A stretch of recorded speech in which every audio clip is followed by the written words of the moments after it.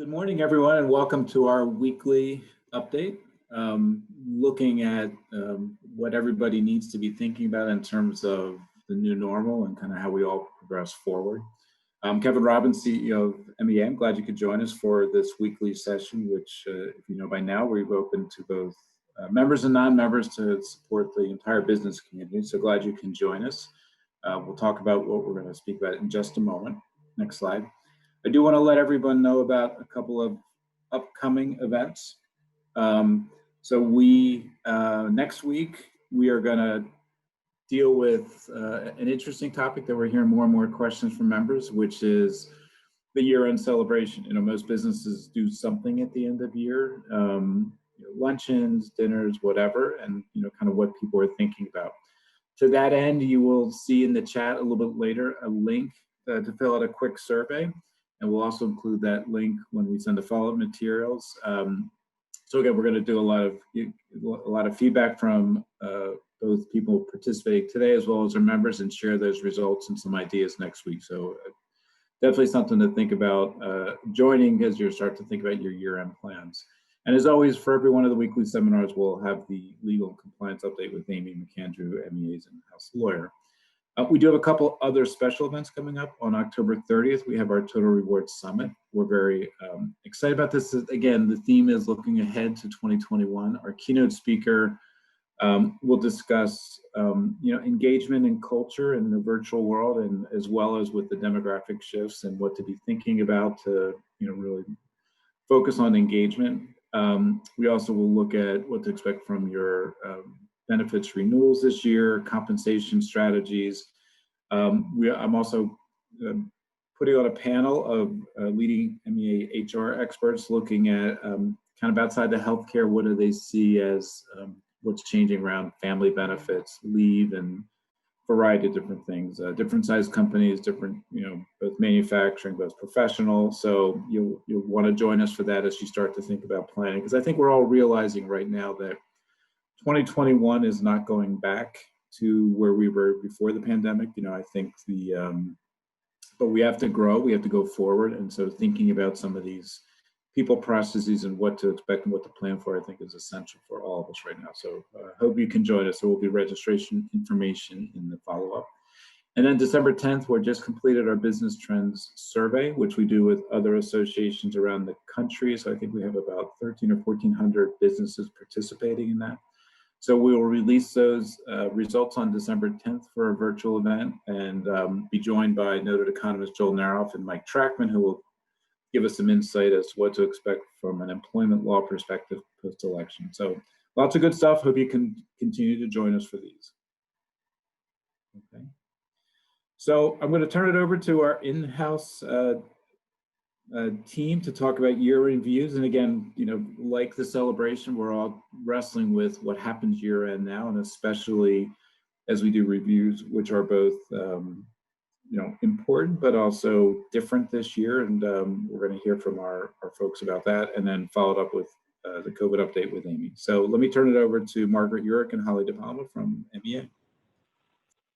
Okay, very good. So let's go ahead and officially get started here then. Like I said, we're talking about year-end reviews in the new normal. And what we're really talking about is having those difficult conversations, because for most people, the year-end review conversation, that performance appraisal conversation, can be a difficult conversation. And difficult conversations during normal times, in normal scenarios when we're face-to-face, are difficult. It's why we call them difficult conversations. And now let's add the element of, for most of us, probably needing to do these conversations virtually. So what type of complexity does that add to this conversation, to something that, again, as I just said, is probably pretty difficult for you and for the other person right in the conversation? So we wanted to talk about today some best practices for having these virtual year-end performance appraisal type conversation. Holly, next slide. So the good news is, for all of us, right, virtual is not new. Many organizations have been working virtually for years. Many organizations have global sites and they've figured out how to do this. So we can leverage those best practices. We can look at what other people have done and figure out how can we make it work now for us. Holly? And that's really helpful, Margaret. And, you know, in doing research for this, we used a lot of sort of content from larger organizations and whatnot. But the reality is that virtual is really new for many of our members. And, you know, many of us are particularly thinking about having that year-end performance review, making it meaningful, making sure that it's you're getting the point across, and how do we do that effectively? We have been virtual since March. We are all probably experiencing a little bit of what we call the Zoom fatigue, but we really wanted an opportunity to highlight these best practices. And with respect to performance reviews, you know, it's a time that people are really anxious about having that conversation and they want to have it, right? So the other piece of this is not a conversation about how to conduct performance reviews or about how to have a critical conversation. Those take a lot longer than 20 minutes to discuss. But we really want to sort of take a minute and pause about, you know, what you might be thinking about and what you might be thinking about doing differently this year. And before we talk about you as an individual or your managers and your personal preparation, let's take a step back and think about your company and your organization. Looking at deliverables only is potentially a pretty significant miss here. You know, most of our organizations were able to really pivot and think about doing things differently. And might this be a time to think similarly this way about your performance management process? Anna Travis, who is professor of human capital at NYU, wrote a really compelling article about how this is a really important time for organizations to think about, you know, adding some compassion into this process. We really don't know what it's been like for our employees, except people who work with me, because I complain all the time about how this has been for me. But, you know, really, in all seriousness, as an organization, you have an opportunity to show empathy and to show really stand up and be those leaders that you want your people to remember during this really difficult time. So thinking about gathering additional data can be really, really powerful here. Like, how well did this person proactively communicate during this process? How well did they collaborate, right? Maybe they worked on a business line that was not doing well, but they, on their own, sought out how they could help other individuals. And these are key things that we don't necessarily include if we're just looking at transactional deliverables. So sort of to summarize that, I do recommend, particularly to our HR leaders on this call, that this is an opportunity to say, as an organization, if you do year-end reviews, do we want to think about adding in some additional data points?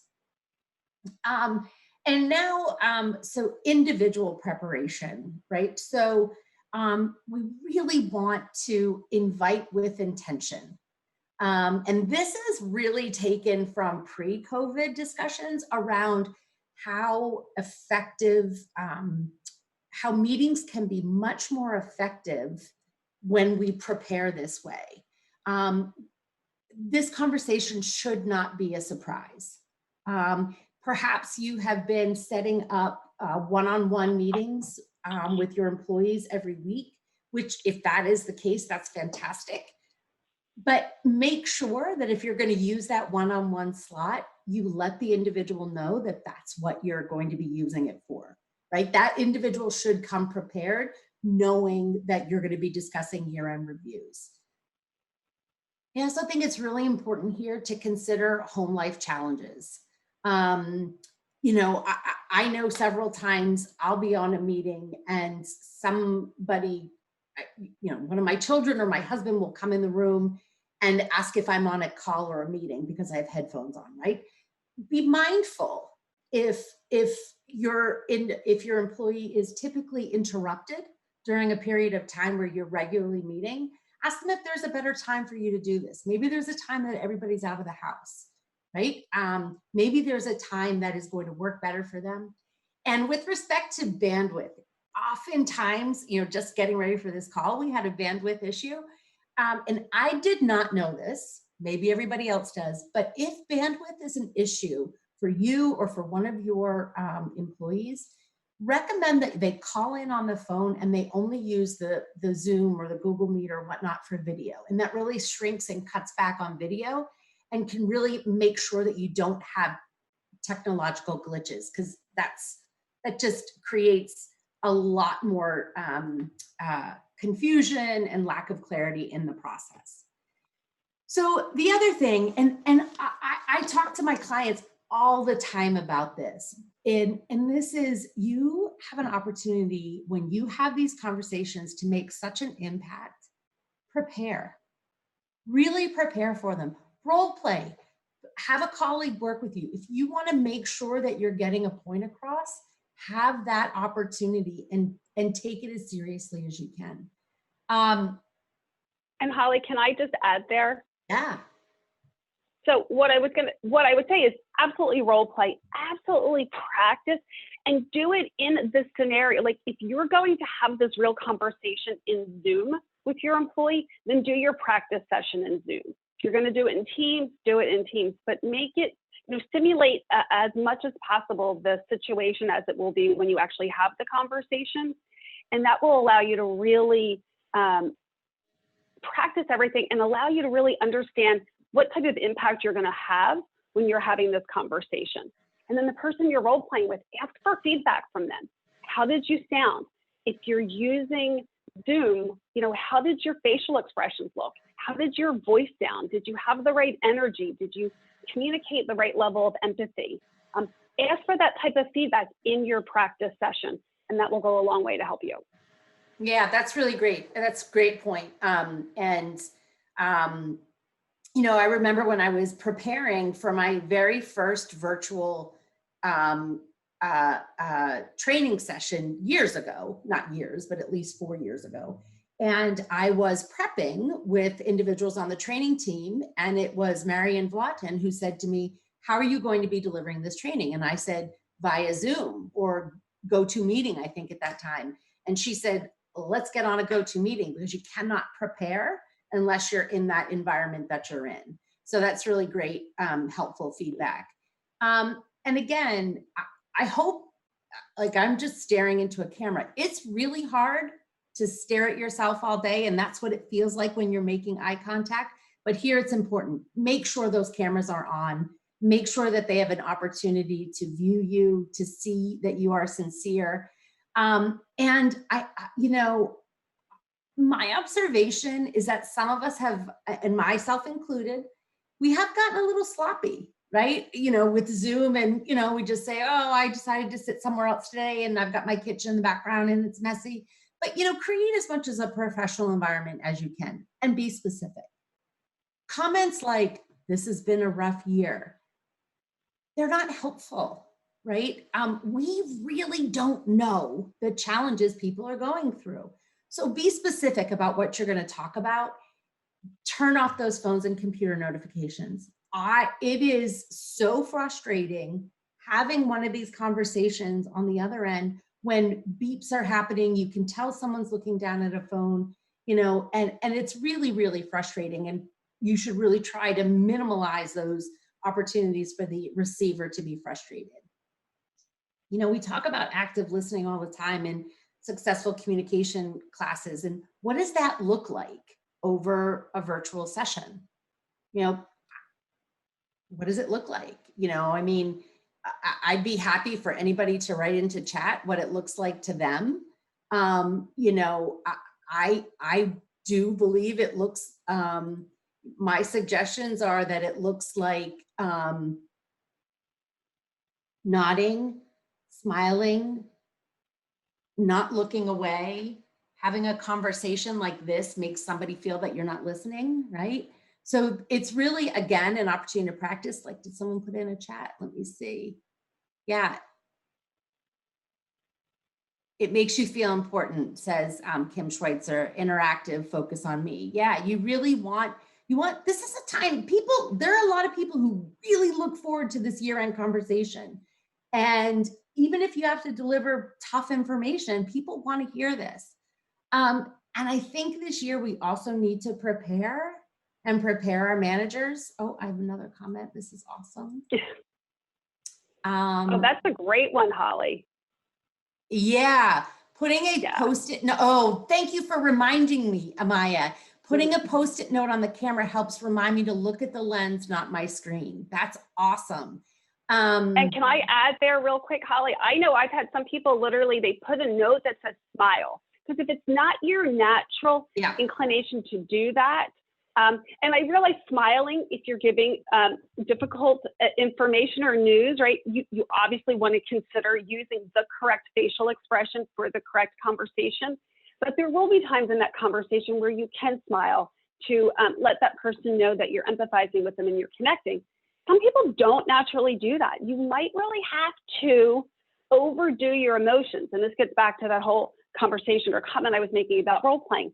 Sometimes you have to overdo your voice and your facial expressions just to communicate what you're really trying to communicate. So any type of reminders like that is hugely helpful. Yeah. You know, the other piece that I wanted to talk about, you have a little advantage here. And that is you can put notes on your computer screen that you can actually read from. If you have to deliver a very difficult piece of information, you can put it on your screen and you can read from it and you can make sure that that point gets across. So again, that's an important part of preparation. But I do think we need to really add in a little bit of conversation around emotions and being prepared for the emotions, right? It's really the third participant in this conversation. And be mindful of what you might bring. And be mindful that, yeah, this has been rough on everybody this year. And we don't understand exactly all the stresses people are dealing with. Be mindful to keep yours. If you missed a big goal this year, that should not be part of the conversation that employee is hearing, that you're disappointed with yourself or you're disappointed. This is a conversation about that employee.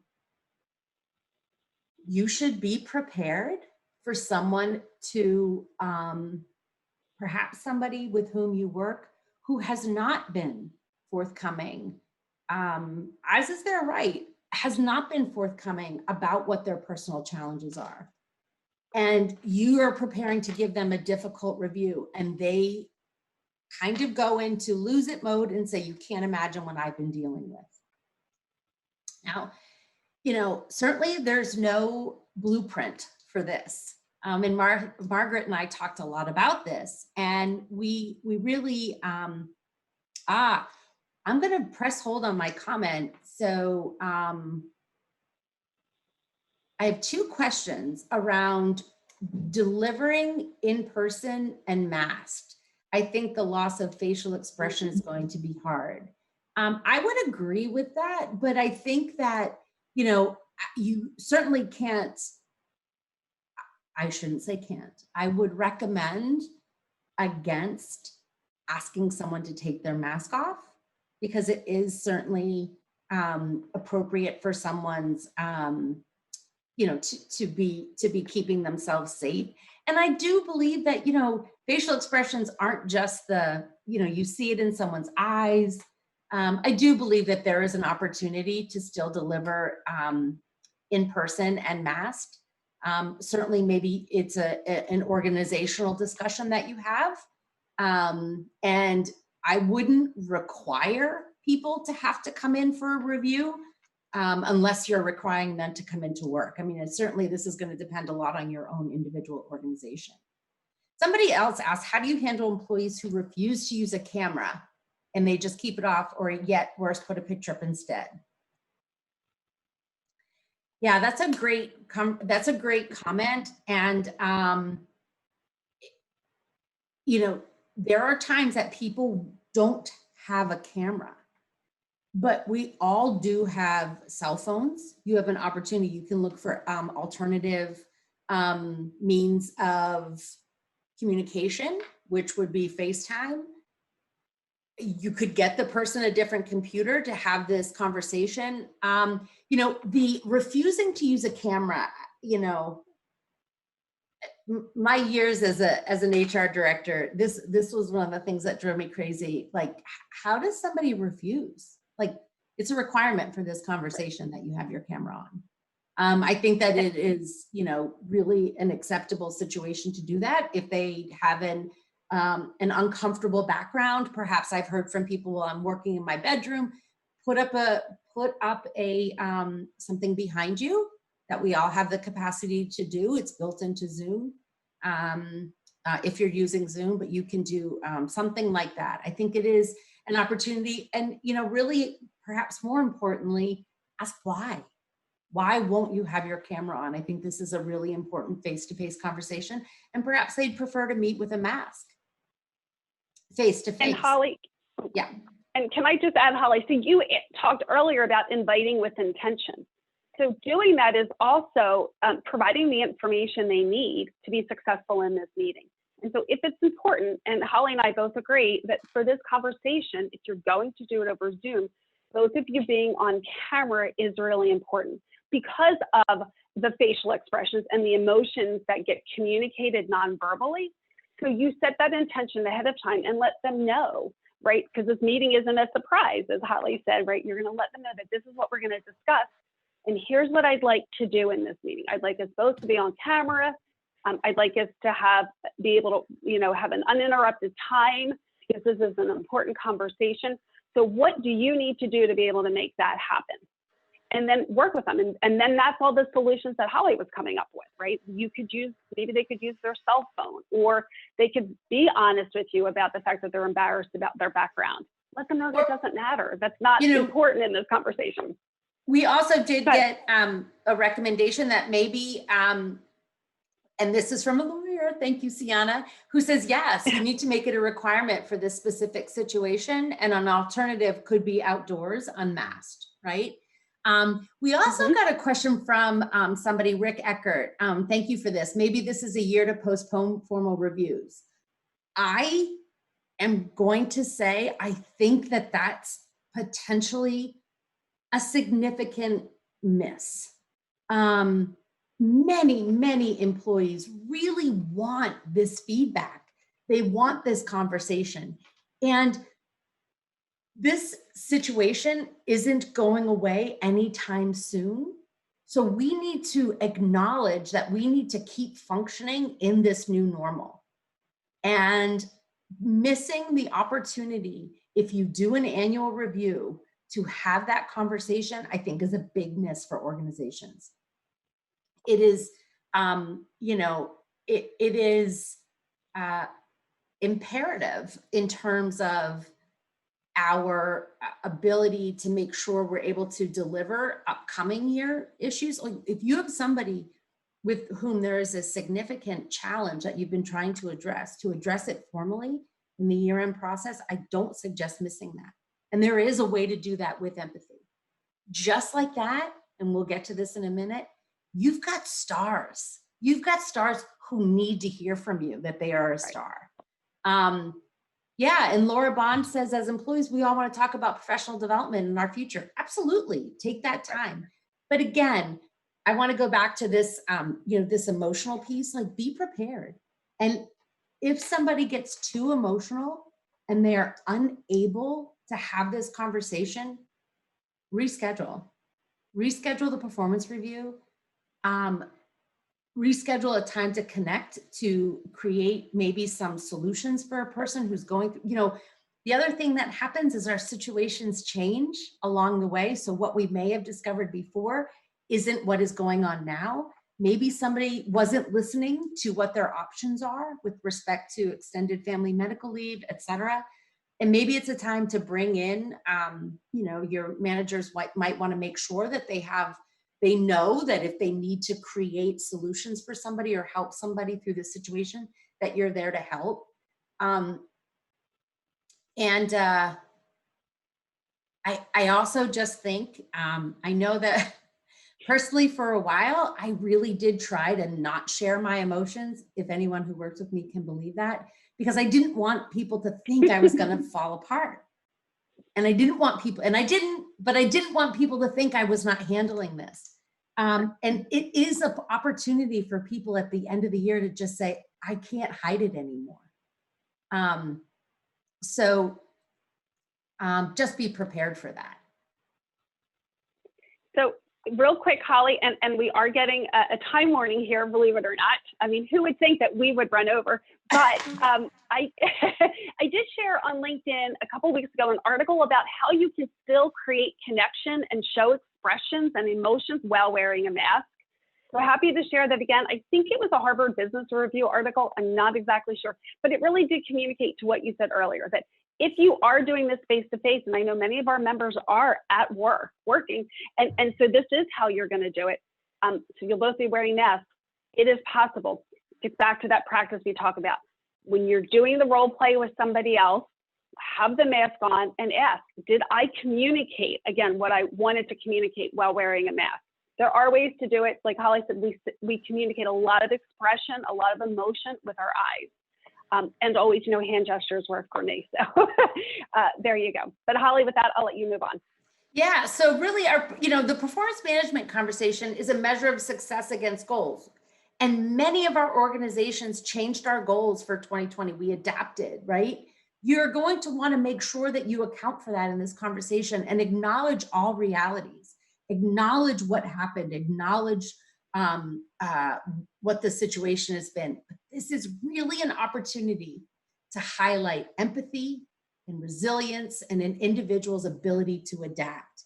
Mark Mortensen, who's an associate professor at INSEAD, which is a European foundational business school, he really says that if it would be really unfortunate if we only focus on the transactional piece. Right now, cultures and values lean in. We have a collaborative culture. For those of whom we experienced greater levels of collaboration, picking up, doing what it takes, emphasize that, value that, and bring that into the conversation. But what if we do have a poor performer? And what if we do? So would love to just ask everyone to just go to chat real quick. Have you thought about this? If you're thinking about, and if you as an organization are doing these conversations coming up, these performance appraisal conversations at year end, have you thought about how you're going to handle your poor performers? Are you going to make any adjustments? So just a thought, would love to hear from all of you, if you can go ahead and just put that in chat. But what we wanted to say when it comes to poor performers is this is your opportunity, right? Typically, we would want to start having the conversation and kind of demand, right, or ask very seriously that they make improvements. And that might not be the time to have that type of conversation. First, you have the opportunity really to say, why? Like, be curious, ask what's going on. To what Holly said earlier, they may not have shared, and this may be the time now where they're finally going to open up and be honest with you. So seek to understand why they're having issues. It doesn't take away the fact that they are, right, that their performance hasn't been where it needs to be. It just helps you understand the reason behind it. And then it gives you the information you need to be really the leader that you can be in this scenario, right? Now's the time for all of our managers to step up and really be the leaders that we need them to be and support their employees and help them find ways to adapt, to be flexible, right? To get to the performance level that you need them to be at. But more than likely right now, they're going to need some support from you to do that. And you're going to need that conversation around how do we do that, right? And that all begins with you first, just asking why and really being curious and being willing to understand their point of view with all of this. And so that's the opportunity you have with poor performers. But as Holly alluded to, you have your stars as well. Yeah. And what are you going to do about your stars? I mean, right? We have our star performers. These are equally critical conversations. Our stars still have the opportunity to go anywhere. And even in this kind of environment, it can be a challenge, right? Remember that how you're going to handle them. And a lot of organizations may not have the financial bandwidth to be able to reward in ways that they may be expecting, right? Being clear, specific, and appreciative of examples of what they did. Maybe there's an opportunity that they can receive some kind of recognition. We do a ton of engagement surveys. And one of the top 3 issues consistently with our survey findings is that reward and recognition is a huge issue to people. Now we might have an opportunity to do something really powerful around some of our star performers. And really, in closing, remote work is here for the foreseeable future. And, we're taking this, so someone had a comment, not to sound pessimistic. Hi, Tori. Tori, nice to hear from you. We don't handle poor performance conversations. They avoid and dismiss. Yeah, that's a miss. I think that it's a really powerful opportunity for you to help your organization have those opportunities. And help managers have these conversations. I listened to Brene Brown when I walk or run, and one of the things that she was talking about yesterday was how doing the right thing usually isn't the easy thing, and that if we really have the courage to try to do something that's harder, it is powerful to help somebody be better. So these opening conversations, these setting expectations, quarterly goals, how might we do this different next year, right? This is a great opportunity for us to say, we can course correct our performance process, right? How do we add in, instead of this year-end conversation that promotes anxiety for a manager, yet employees look excited for it, how do we change this? We have an opportunity to have continuous coaching, to teach our managers how to have these continuous coaching conversations so that the year-end conversation isn't a challenge or a problem. And years ago, we added the conversation, we added the idea of core competencies, and we kind of made that a little complicated in the review process. But do we need to lean into our organizational values and really talk about rewarding that? I mean, it is an opportunity for you to think about that. And what else could we revamp? What else in our organizations can we do differently in light of the new normal, and not just sort of, well, we've always done it this way comments. Margaret, do you have anything to add? No, I just think the values conversation is an excellent conversation. And I think for those organizations that have strong values established, absolutely, it's something that you can really lean into right now and bring into this conversation more than you may have ever in the past. And if you don't have your values established, if that's something that as an organization you don't feel that you've done a good job with, now you have a great opportunity to do that. And I think what you've learned this year could really give you some strong indication as to what your values are. So I think you've got some great insight there. And that's probably, or possibly, a topic for another webinar. And with that, Kevin, we'll turn it over to you. Yeah, great job, Holly and Margaret. That was great. I'll just give a little bit of my own thoughts on this. I've been managing people for 30 some years. I think you have to decide what the goal of your year-end conversation is going to be. In the past, a lot of people saw it as perfunctory. I have to do this. We've always done it. I'm going to give you your score. Some people, misuse the process because they have someone that they're not going to keep and they're afraid to say it. So it becomes, it becomes very passive. I think you guys are raising great points in terms of saying the new normal is requiring us to rethink everything. Think about this year end, or maybe you're going to change some year end to quarterly or monthly, but do something, be very purposeful what you're trying to do. And it's a great chance, as with a lot of things we're doing, to change something because of the new normal without going through an elaborate, well, why are we changing conversation? So like I said, we're, all of us here are happy to talk to anybody about this, with members about what you're doing, because it is a very significant piece. And performance management, I think, has created a lot of headaches for people, but I think coaching and developing are things we ought to all be thinking about and using this as that opportunity. So, but again, thank you very much for putting that on. That was great feedback coming on in chat Q&A. So we're going to turn it over to Amy now.